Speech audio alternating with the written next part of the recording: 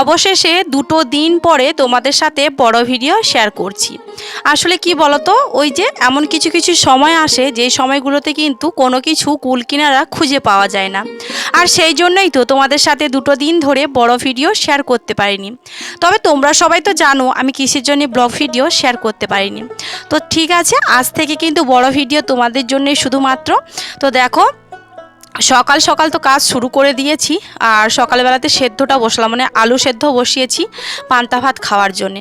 তারপরে দেখো তোমাদের দাদাভাই আর আমি চলে এসেছি এই যে ধান সেদ্ধ করা হবে যেই জায়গাটাতে। তো সেখানে হচ্ছে উনুনটা গতকাল রাতে মা বানিয়ে দিয়ে গেছিলো। তো সেই উনুনটা তো আর মানে ভালো করে মানে বানানো হয়নি, এমনি জাস্ট ওই যে হয় না যে ওপরে ছাঁচটা বানানো হয়েছে, কিন্তু পুরোটা করার সময় ছিল না। তো মা বাড়ি চলে গিয়েছিলো, কারণ মাকে তো বাড়ি যেতে হবে তাই না, মার তো বাড়িতে অনেক কাজ থাকে। তো আবার মা হচ্ছে সন্ধেবেলা এসেছিলো, মানে সন্ধে মানে ওই 5:30 6টা মতো সন্ধেই হয়ে আসে তাই না। তো মা কিন্তু 8টা নাগাদ গিয়েছিলো বাড়িতে, তখন আবার গাড়িও পাচ্ছিল না, তোমাদের আগে একটা মিনি ব্লগে বলেছিলাম। তো যাই হোক, তার পরের দিন দেখো তোমাদের দাদাভাই আর আমি দুজনে মিলে উনুনটাকে সুন্দর করে মাটি দিয়ে ভালো করে ভরাট করে নিচ্ছি। শুভ সকাল আমার প্রিয় বন্ধুরা, সবাই কেমন আছো? আশা করছি সবাই খুব ভালো আছো আর সুস্থ আছো, আমরাও বেশ ভালো আছি। তবে আমাদের কিন্তু কী কারণে ভিডিও দেওয়া হয়নি সেটা তোমাদেরকে আগে বলি।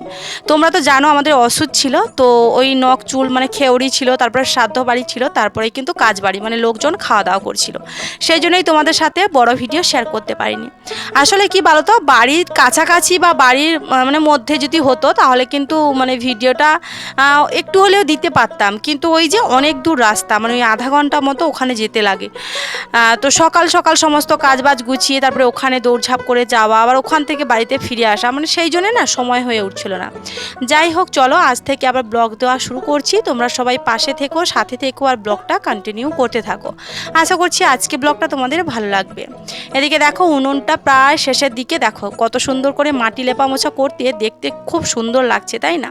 তবে যেহেতু ধান সেদ্ধর উনুন, তো ধান সেদ্ধ করা হবে সেই জন্য উনুনটা একটু বড় বড় করেই পাড়া হয়েছে।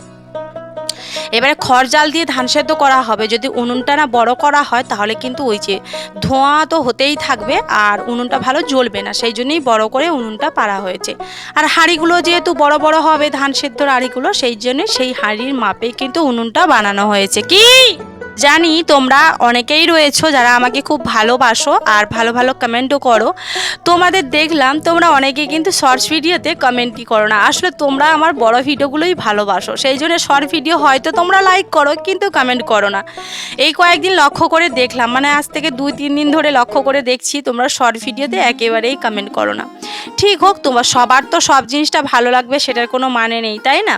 তো যাই হোক, তোমরা যে আমার বড় ভিডিও এত এত ভালোবাসো সত্যি ভেবেও ভালো লাগে। তো এদিকে দেখো, মানে একসাথে 2-3 দিনের ভিডিও জুড়ে জুড়ে আজকের ব্লগটা তোমাদের সাথে শেয়ার করছি।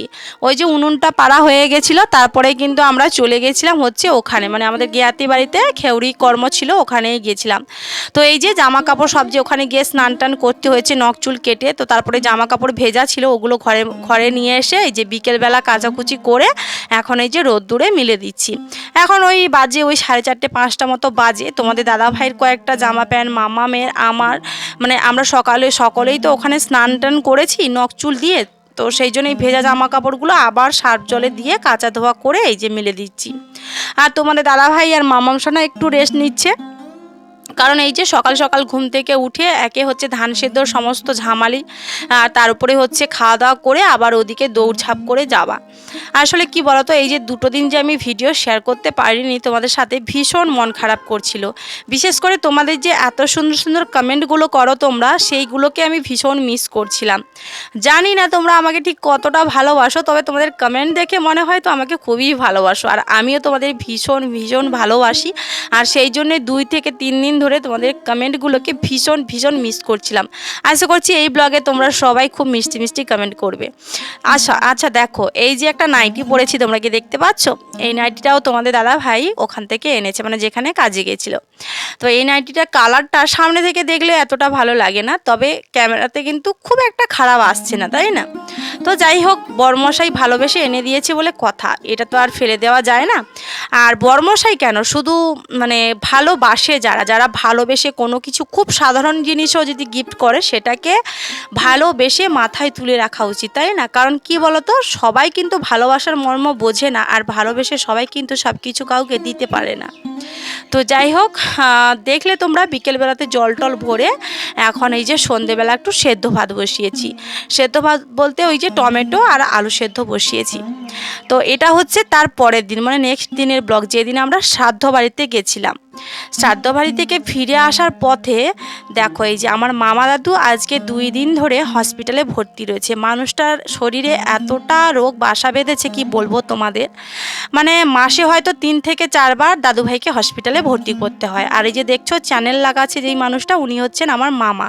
তো আমার হচ্ছে 4টে মামা, ইনি হচ্ছেন সেজো মামা। আর আমার মা এসছে, আমার দিদুনও এখানে রয়েছে, ওই যে মামার সাইডে দেখতে পাচ্ছ দিদুন। আর দাদুর এই যে অক্সিজেন, মানে এখন গ্যাস দেওয়া চলছে, কারণ দাদুর না হার্টের প্রবলেম রয়েছে। তারপরে মাঝে মাঝে যখন গ্যাসটা বেড়ে যায়, গ্যাসের প্রবলেম থাকে, তখন কিন্তু হার্টের প্রবলেমটা আরও বেশি করে বেড়ে যায়। তো সেই জন্য মাসে 3 থেকে 4 বার দাদুকে তো হসপিটালে আনার লাগে। আর দাদুর ভর্তি রয়েছে শুনে আমরাও চলে গেছিলাম দেখা করতে। তো দেখা করে মানে ওই শ্রাদ্ধ বাড়ি থেকে ফিরে হসপিটাল থেকে দেখা করে তারপরে আমরা বাড়িতে এসেছি। আর আজ হচ্ছে আমাদের আঁশ পোড়ানো, যেহেতু আজকে শ্রাদ্ধ পড়ে গেছে, রাতের বেলাতে আঁশ পোড়ানো, সেই জন্য তোমাদের দাদাভাই বিকেলবেলা বাজার থেকে দেখো মাছ এনেছে। এই মাছগুলোর নাম আমার ঠিক মনে নেই, তবে খেতে খুব একটা ভালো নয়, আবার খুব একটা খারাপও নয়। তো মামাম সাথে একেবারেই খেলো না, ভীষণ কান্না করছিল যে এই মাছগুলো খাবে না। তো যাই হোক, মাছগুলো দেখো এদিকে ভেজে নিচ্ছে, আর একদিকে ভাতটা বসিয়েছি, সবেমাত্র বসিয়েছি। তো দাদুভাইয়ের সাথে দেখা করে আসার পরে না মনটা ভীষণ খারাপ লাগছিল। আসলে কি বলতো, সত্যি মানুষের যখন বয়স হয়ে যায় না, বয়সের সাথে সাথে দেখবে শরীরের সব কিছুই কেমন বসে বসে যায়। সেটা শরীরের রক্ত বলো, শরীরের মানে কাজ করার ক্ষমতা বলো, খাওয়ার মানে খাওয়াও কমে যায়, সবটাই কমে যায়। তো আমরাও একদিন এরকম বয়স্ক হব বলো, তাই না? তো যাই হোক, দাদুভাইকে দেখে ভীষণ কষ্টও লাগে। আসলে মানুষটাকে না প্রত্যেক মাসে যখন 3 থেকে 4 বার হসপিটালে আনা হয়, তখন দেখবে ওই চ্যানেল লাগানো, হাতে স্লাইন দেওয়া, ইঞ্জেকশান দেওয়া, ভীষণ কষ্ট লাগে। তো এদিকে দেখো সন্ধেবেলা আমি ওদিকে ভাতটা বসিয়েছি, আর এদিকে বসে বসে সবজিটাও কেটে নিচ্ছি। আর মামাম সোনাকে দেখতেই পাচ্ছ রাজারণীর সাথে দুষ্টুমি করছে। আর মেয়েকে না আজকে পড়তে বসায়নি, এতটা শরীর ক্লান্ত লাগছে কি বলবো তোমাদের, একদমই ইচ্ছে করছে না কোনো কিছু করতে। শুধুমাত্র রান্নাটা পেটের দায়ে রান্নাটা করছি, মানে কিচ্ছু করতে ইচ্ছে করছে না, মনে হচ্ছে না একটু শুয়ে পড়লে পরে বেঁচে যাই। আর এদিকে মেয়েরও মানে পড়া এগিয়ে যাচ্ছে, সাবজেক্ট এগিয়ে যাচ্ছে, আবার পরীক্ষাও দেখতে দেখতে চলে আসবে। মানে একা মানুষ না, একা সংসারে কোন দিকে যাব ভেবে পাই না, একদিকে গেলে আর একদিকে হয় না। যাই হোক, ওইটা একটা পার্ট গেল। আবার একটা দেখো পরের দিনের ভিডিও, এই যে আমরা কিন্তু কাজ বাড়িতে খেতে এসে দেখো একটা ড্রাগন ফলের গাছ তোমাদেরকে দেখাচ্ছি। এই গাছটা দেখো কত বড় হয়েছে, কিন্তু একটাও ফল নাই, দেখে তো আমি অবাক। আমাদের একটা ছোট্ট ড্রাগন ফলের গাছ রয়েছে, তোমরা সবাই জানো।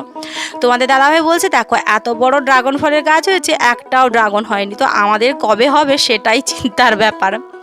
তারপরে আমরা ওখান থেকে খাওয়া দাওয়া করে বাড়ি চলে এসেছি। আর বাড়িতে এসে বিকেলবেলা এই যে দেখতে পাচ্ছ সব খড় রয়েছে, এই খড়গুলো আমরা বয়ে নিয়ে এসেছি অন্যজনের বাড়ি থেকে। সেই ভিডিওটা না আর ক্যাপচার করা হয়নি।